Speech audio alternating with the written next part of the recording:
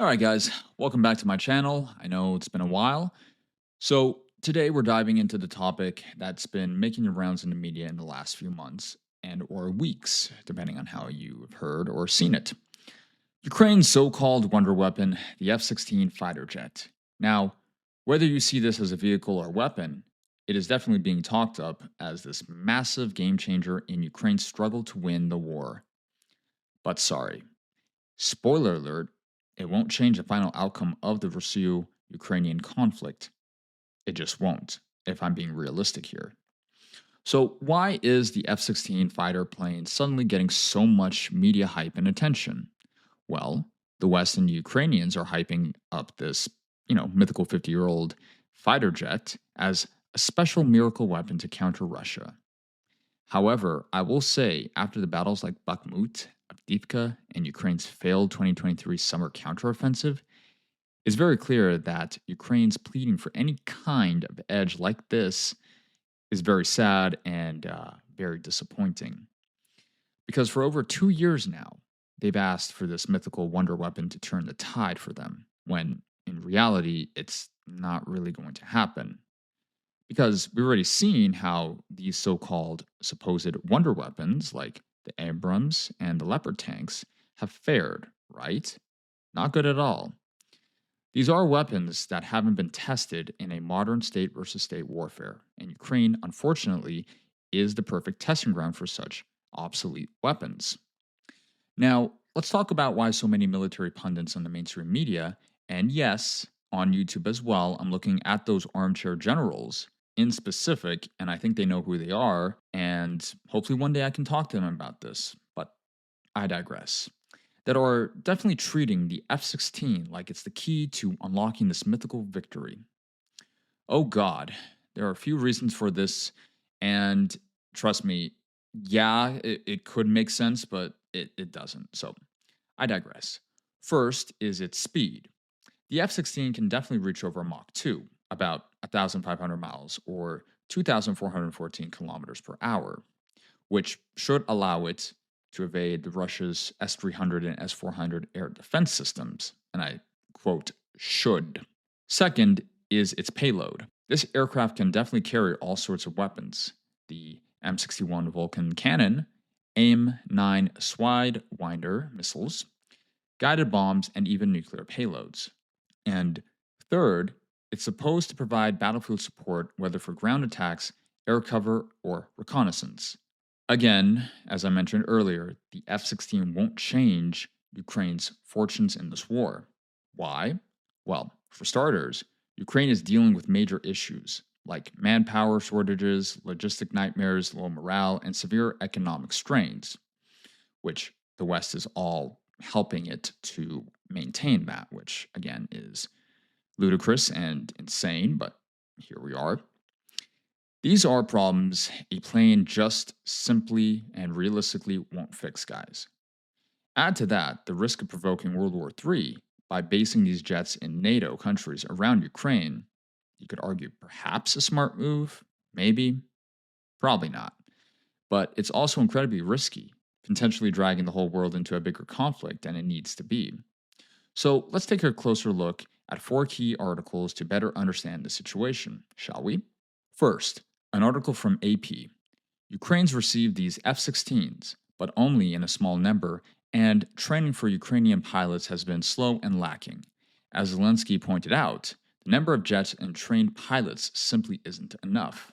And to make matters worse, just 2 months ago, one of these F 16s reportedly crashed or was even shot down by friendly fire. Who knows, right? And a few weeks ago, too, Russia hit a couple airfields with potential other four F 16 fighter jets parked or on the runway.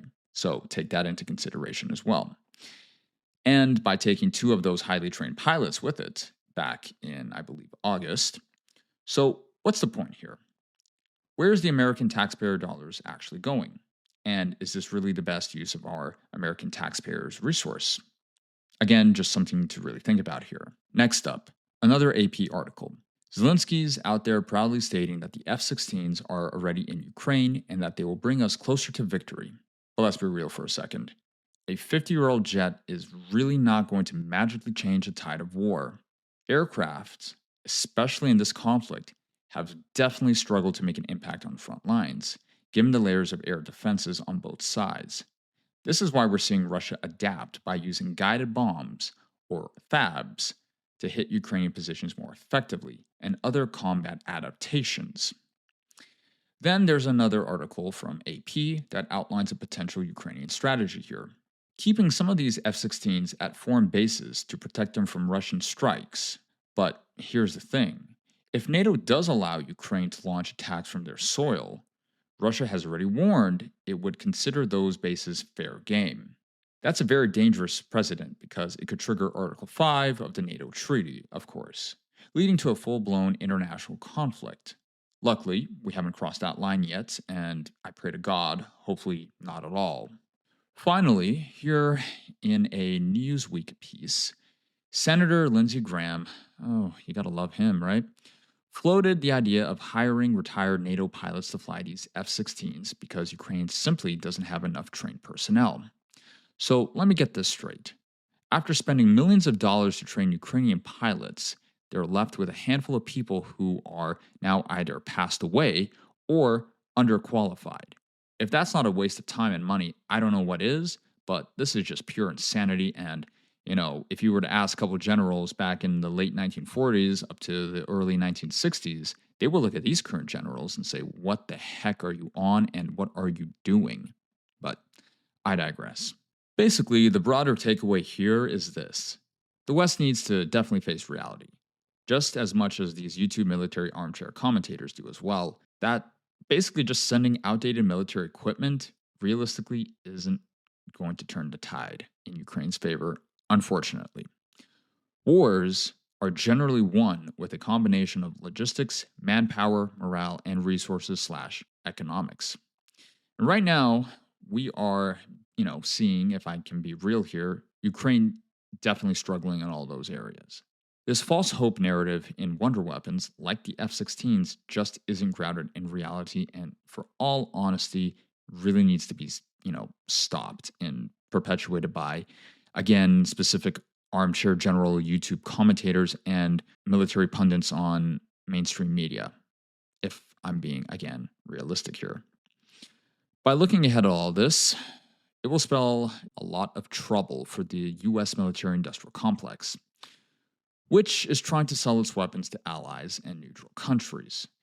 If these systems don't prove their worth in Ukraine, which they already are not proving their worth, who's going to want to buy them if, again, I'm being realistic here?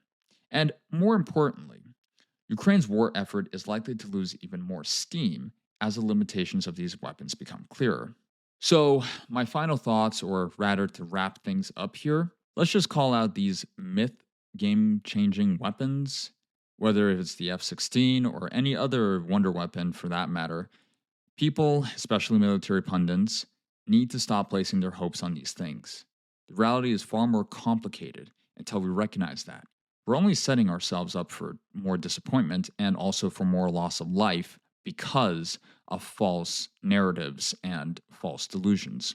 With the exceptions of hypersonic missiles and FPV drones that are actually currently changing the way warfare and tactics will change the battlefield from now on into whatever next, limited small scale firearms or weapon systems that are affordable for countries to use or utilize to win. I'm just being real there, folks, because a lot of people talking about these mega military systems like the F 16, it's just baffling and outright, I wouldn't say sickening, but definitely disappointing and needs to be corrected or called out.